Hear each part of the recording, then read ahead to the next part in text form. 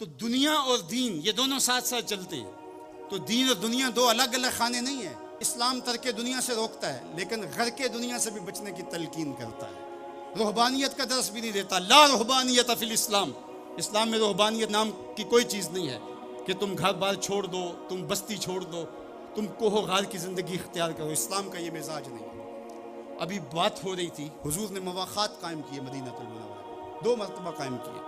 एक दफ़ा हुजूर ने मक्के में कायम किए, थोड़े से हबा के दरमियान। और मवाक़ात मदीना ये कायनात का एक अनोखा बाब है, और ये एक अलग मजमून और उन्वान है कि दो अफराद को, एक अंसार लिया और एक मुहाजिर लिया, और हुजूर ने उनके दरमियान मवाक़ात कायम कर दी। तो हज़रत अबू दरदा और हज़रत सलमान फ़ारसी के दरमियान हुजूर ने मवाक़ात कायम की। तो जिनके साथ भाईचारा था वो फिर हाल पूछने जाते थे कि मेरे भाई को परेशानी तो नहीं है। तो हज़रत सलमान फ़ारसी गए हज़रत अबू दरदा के घर, तो देखा कि हज़रत अबू दरदा की बीवी वो आम से कपड़ों में थी। तो उन्होंने कहा कि मेरी बहन ये क्या माजरा, मैले कुचैले वाजबी से कपड़े। तो कहा कि तुम्हारे भाई को दुनिया के साथ कोई रग़बत नहीं है, औरत आरास्ता हो। हुजूर ने फरमाया कि औरत की खूबियाँ बयान की कि बेहतरीन औरत वो है जब उसका शौहर देखे उसको तो उससे खुश कर दे। उसका लिबास और तर्ज़ ज़िंदगी ऐसा हो कि मर्द के लिए मुसर्रत, खुशी और सरशारी का ज़रिया हो, ताकि उसकी नज़र यकसू रहे और उसके ख़यालात पर आगंदा ना हो, उसकी सोचों में आवारगी ना आने पाए। तो कहा कि तुम्हारे भाई को रग़बत ही नहीं है दुनिया के साथ, इसलिए मुझे इसकी कोई ज़रूरत नहीं होती। खैर हज़रत अबू दरदा आए तो खाना लाए। तो हज़रत सलमान फ़ारसी ने कहा कि आप भी खाइए। कहा मैं रोज़े से हूँ। कहा कि मैं तो नहीं खाऊँगा जब तक आप नहीं खाएँगे। तो नफली रोज़ा मेहमान के लिए तोड़ा जा सकता है। तो उन्होंने रोज़ा इफ्तार कर लिया, साथ बैठ के खाना खाया, रात पड़ी, सोने लगे। तो हज़रत अबू दरदा मुसल्ला बिछा लिया। हज़रत सलमान फ़ारसी ने कहा कि जनाब आपको मेरे साथ सोना पड़ेगा। अल्लाह अकबर। यार वो सूफ़ी हुजूर की तरबियत के पाले हुए थे। आज तो फिर फतवा मुतवज्जे हो जाता है, इसने मुझे नमाज से रोका, ये दारा इस्लाम से खारिज है। तो आपने कहा ठीक है, मेहमान और मेहमान नवाजी का ये भी एक डिश है ना, चलो मैं सो जाता हूँ। सहरी हुई तो सलमान फ़ारसी उठे, उनको उठाया, बेदार किया, तहज्जुद पढ़ी दोनों ने।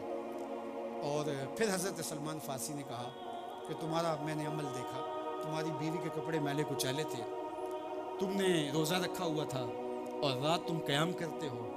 तो कहा कि तुम्हारे नफ्स का भी तुम्हारे ऊपर हक़ है, तुम्हारे अहले खाना का भी तुम्हारे ऊपर हक़ है, तुम्हारे रब का भी तुम्हारे ऊपर हक़ है, और तुम्हारे मेहमान का भी तुम्हारे ऊपर हक़ है, और हर जी हक़ का हक़ तुम्हें अदा करना होगा।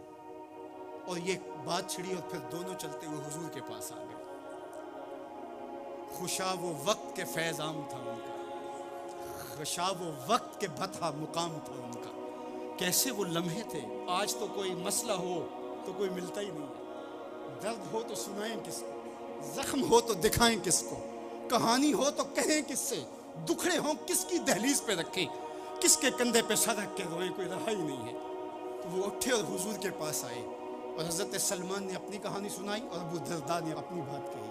तो मेरे हुजूर ने क्या कहा सुनो। मेरे हुजूर अलैहिस्सलातु वस्सलाम ने इरशाद फरमाया, सदा का सलमान, कहा मेरे सलमान ने सच कहा है। तो हमारा दीन हमें ये कहता है कि तुम्हारी ज़िंदगियाँ खूबसूरत हो, रब का हक़ भी अदा करो। और हुजूर ने एक शख्स को देखा, वो सख्त कमज़ोर है। तो आका करीम ने फरमाया कि क्या माजरा है, तुम बहुत कमज़ोर हो। उसने कहा कि बहुत सारी मुसीबतें हैं जो मेरा रुख कर रही हैं। तो मेरे हुजूर ने कहा कि तूने अल्लाह से कोई दुआ तो नहीं मांगी थी। अल्लाह अकबर, ये दिलो कल्बो निगाह के मुर्शिद अव्वलीन है। हुजूर तो सीनों के छुपे राज भी जानते। कहा कि तूने कोई दुआ तो नहीं की थी रब से। कहा जी हुजूर मैंने अल्लाह से दुआ की थी। क्या दुआ मांगी। कहा मैंने अल्लाह से कहा मालिक जो भी तकलीफ़ें हैं, मुसीबतें हैं, वो आखिरत के हिस्से की भी दुनिया पे भेज दे, ताकि यहीं फारूक होकर जाऊँ, आखिरत मेरी साफ हो जाए। तो बड़े दुखड़े हैं, बड़े गम हैं, बड़ी अजियतें हैं, बड़ी बीमारियां हैं, जिसने मुझे कमज़ोर कर दिया। तो बज़ाहिर बड़ी अच्छी भली बात थी कि सारे दुखड़े दुनिया पे ले ली, आखिरत साफ कर ली। लेकिन मेरे हुजूर ने क्या इरशाद फरमाया, फरमाया तूने ये क्यों कहा कि आखिरत के दुख भी दुनिया पे मिल जाएं। तूने ये क्यों नहीं कहा रब्बाना आतिना फिद दुनिया हसनतम व फिल आखिरत हसना, अल्लाह दुनिया में बेहतरियाँ दे दे, आखिरत में भी बेहतरियत। वकज़ालिका जअलनाकुम उम्मतन वसता, जब तक तराजू पूरा नहीं रखोगे, जब तक दोनों पलड़े बराबर नहीं होंगे, तुम आगे कभी नहीं बढ़ सकोगे। यार मैं तो सफ़र पे निकलता हूँ तो मेरा सारबान गाड़ी रोक के कहता है मैंने हवा चेक करवानी है, किसी टायर में हवा कम ना हो। मुझे तो लगता नहीं, वो कहता मुझे पता है गाड़ी डोल रही है।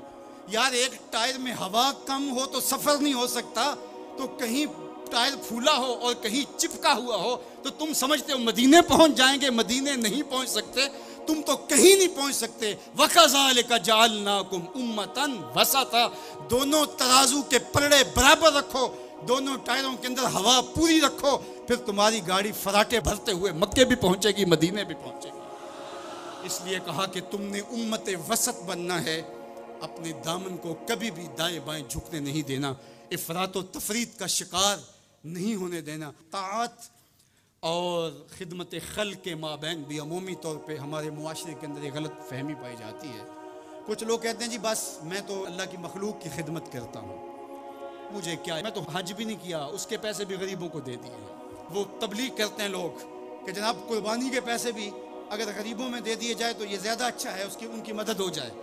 तो वो इस खिदमत खल्क में इतना गुलूफ कर जाते हैं कि वो इस्लाम के शियार का मजाक उड़ाने लग जाते हैं, और जो इबादत वाले हैं उन्हें हमसाए को देखने का मौका भी नहीं मिलता। और आप जानते हैं कि जब एक बस्ती को बर्बाद करने का हुक्म दिया गया तो कहा कि यहाँ तो एक बस्ती में शख्स रहता है जिसका सर सजदे से उठता ही नहीं।